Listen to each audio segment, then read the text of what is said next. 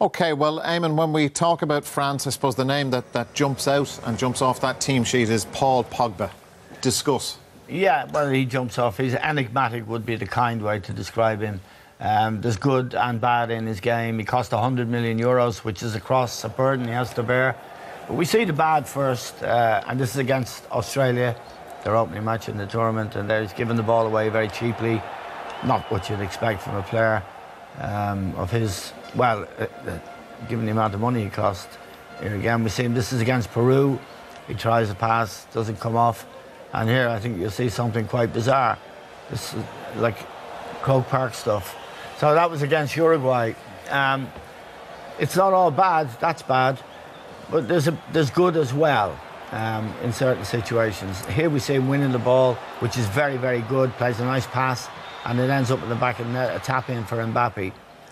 Again here, we see him getting on the ball and picking out the right pass. He has got strength.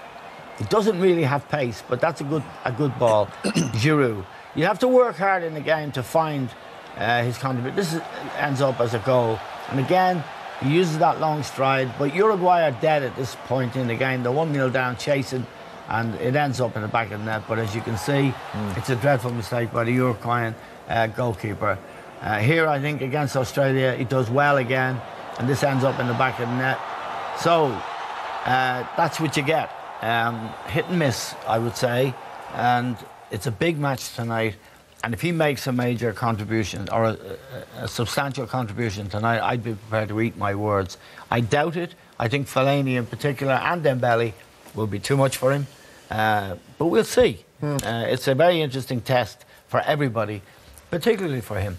Richie, do you think he'll make a telling contribution, a positive contribution for France tonight? I think you want to get him in advanced areas of the pitch. I think that's when he does his best work. The defensive side of central midfield, that area of his game I think is weakest. But in fairness, if you wanted to carry a player in central midfield with any kind of defensive weakness, you do it alongside someone like Kante because of the amount of work he covers. But yeah, I wouldn't disagree with what's been said about him. He's frustrating to watch for someone at his status, but he is potentially someone who could change a game. Yeah.